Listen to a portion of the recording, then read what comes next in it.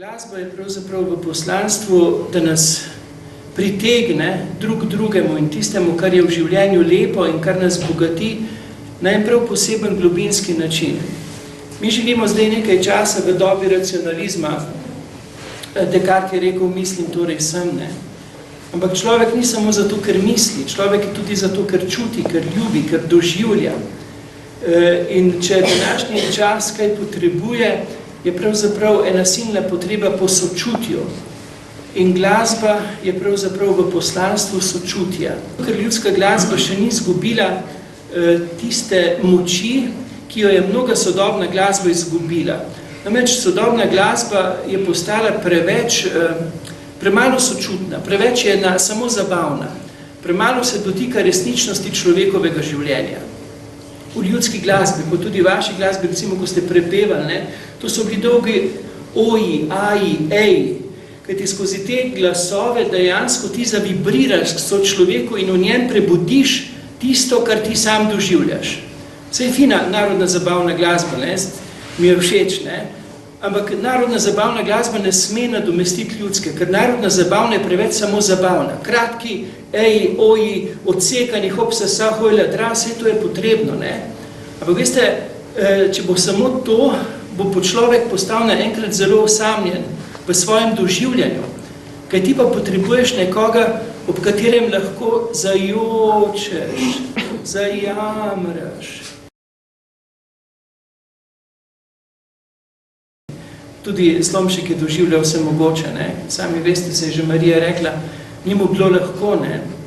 On je naredil ene zelo odločujoče korake, ne. In ko je prišel v Maribor, Maribor je bil takrat pretežno nemško mesto, ne. In če vemo, da so pljuvali v njegov grob, ne, v času pogreba si lahko mislimo, da ni doživljal samo, bi rekel, ugodne trenutke, ampak on je bil zvest temu, kar je prepoznal, da je dobro za malega človeka. In mali človek takrat na vas je v obrobju in pa je bil Slovenec.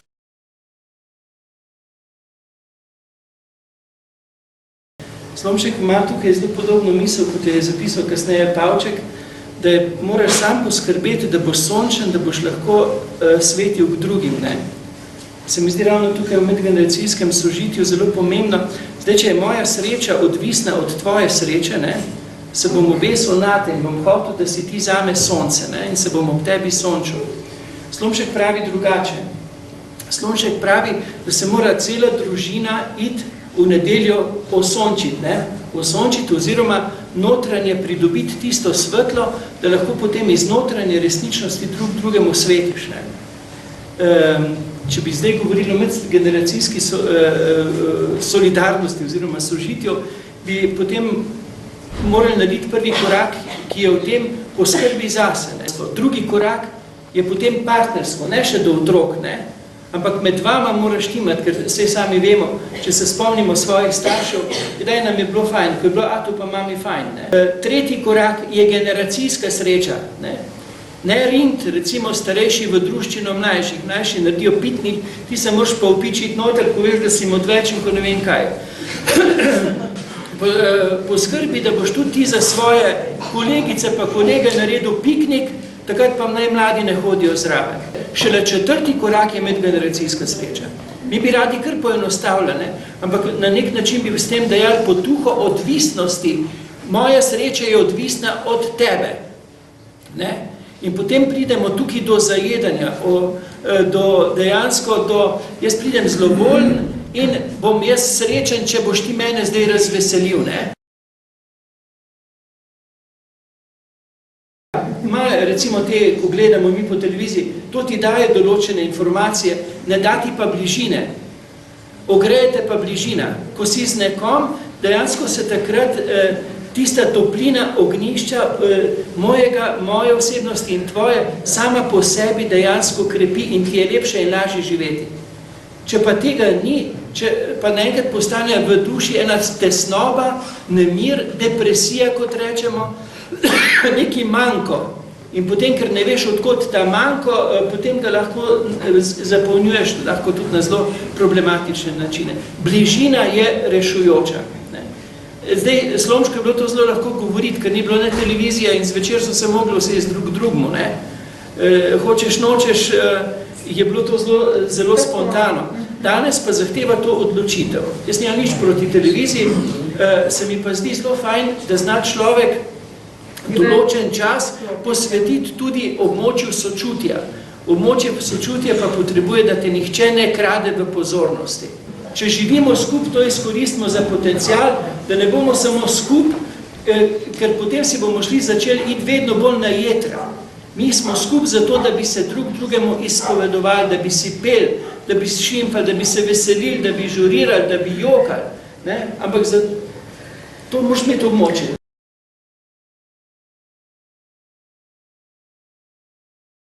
Da je namen gospe Deze bilo ravno v tem, da pove, kako poskrbijo, recimo, če bo gospod Rode prišel nazaj v Slovenijo, vemo, kaj ste njemu sledili, kam se bo vse naselil, v kakih pogojih bo živel.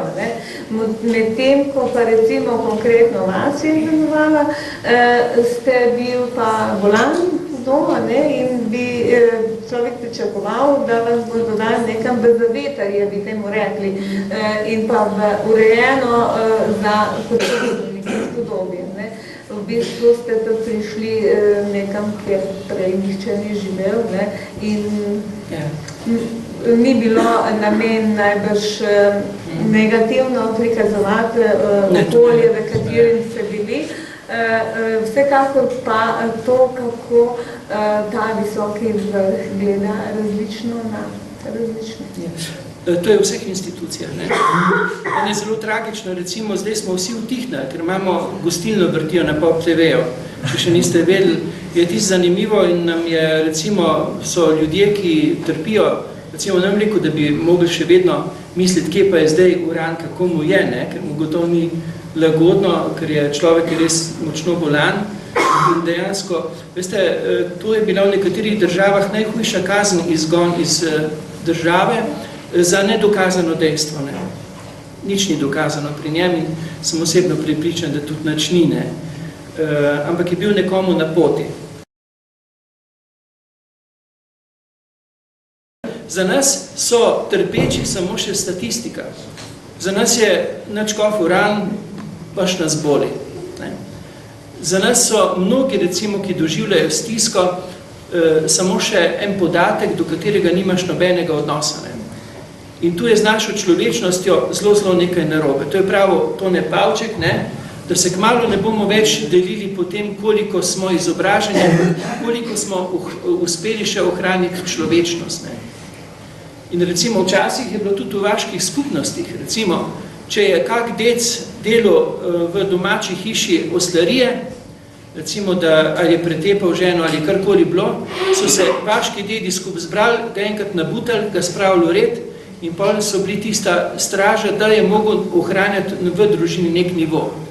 Danes se vsi zapremo vsako svojo sobico oziroma pogledamo televizijo, nas baš boli, če nekdo tam trpi in joče 20 metrov proč.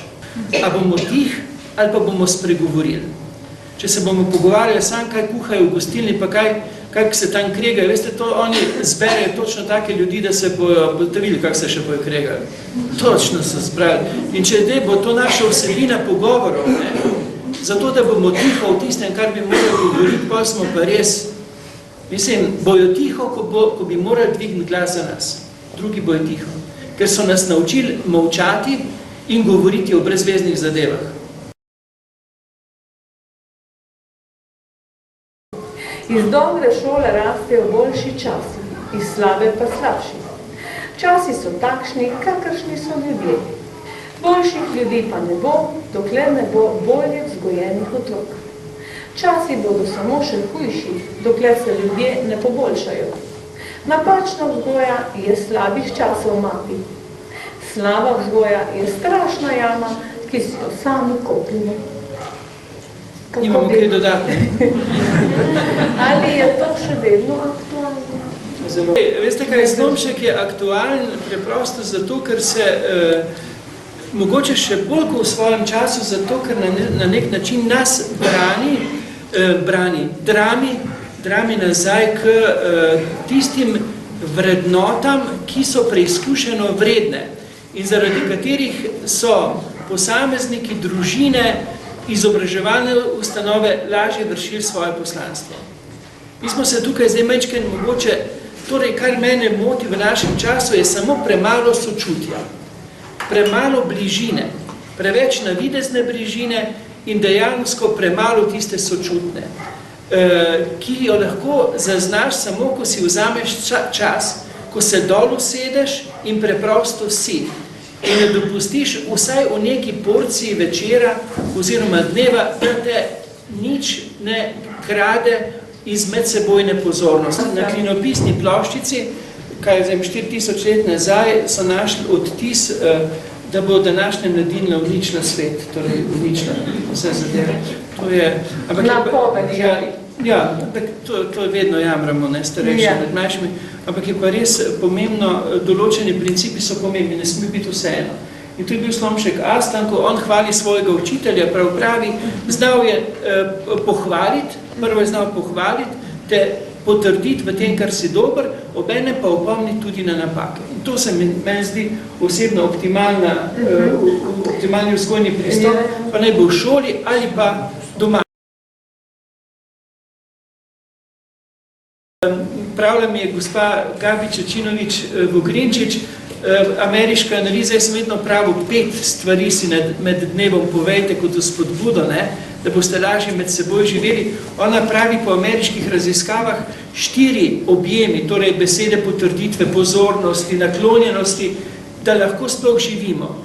8, da ne pregorimo, 12 pa da lahko v odnosu rastemo. Če si družina ne izmenja, 12 prijaznosti čez dan ne more ta rast v odnosu. Odnos umira oziroma nazaduje. Ljudje pregorevajo zato, ker smo premalo objeti, sprejeti, sočutni, zaznani, ker smo preveč sami. In to te pa potem notranje zlomi. In recimo, veste, življenje ni za nikogar izmed nas samo enostavno, ko pride otrok domov, dej, pust, da ti pove, da ti se šimfa učitelje, če je potrebno. Vse ni res, ni krivo, da so učitelji bili krivi. Ampak to je njegova resničnost. Naj ti pove, naj ti da ven. Potem pa, ko ti je izpovedal svojo resničnost, pa skušaj stvari postaviti tako, da bo v dobro vsemu. Isto mož žena. Tu se meni zdi temeljni manko našega bližina, območje zaznavnosti, zato je pa potreben čas. Čas, ki ga ti posvetiš bližnjemu, količina časa je količina, koliko ti on pomeni. Ti ne moreš drugemu pokazati z denarjem, koliko ti on pomeni, ampak s količino časa. In če nimaš časa, ne reč, da ti kaj pomenijo. Ko ni časa, si na hitro izmenjamo informacije, to pa je ponovadi obstreljevanje. Če se nočemo obstreljevati, si preprosto moraš vzeti čas. Zdaj, jaz verjamem, da to ni enostavno, ker smo vsi ujeti v nek ritem, ampak zato je človek bitje, ki lahko ozavešča in se lahko tudi dva zmenita. Zato je človek bitje, ki na izkustvo lastnega počutja, s tem, ko naredi analizo, kako mi je, ko naredi analizo, kako nama je, dejansko rečeva, sedaj bova pa si vzela po južni 15 minut časa, minimalno 15 minut. Razumete? To gre prav za zavestne odločitve.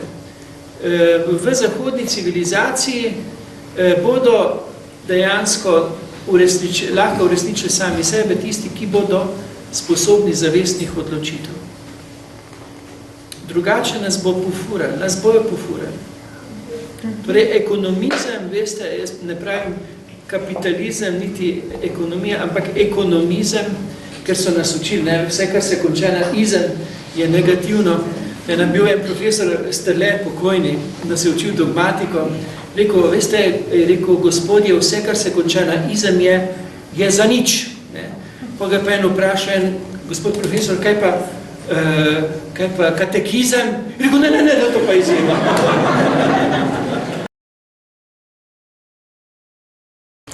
Tista dežela, v kateri je bil kdo rojen, se imenuje rojstna dežela ali domovina. Vsak dobiva od svoje domovine mnogotere in velike dobrote, zato je svoj domači deželi dolžan hvalo, ljubezen in pomoč. Domovina je naša ljuba mati. Bodimo si med seboj kako dobri otroci in pomagajmo iz vseh moči k sreči domovine in vsakega prebivalca. Ja.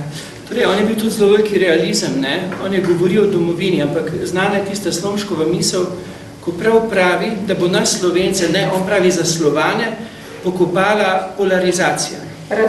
Razklanost, ja. To je njegova torej, ta delitev na dvoje, ko se en drugega preprosto več ne slišimo in jaz takle večkrat razmišljam, ne,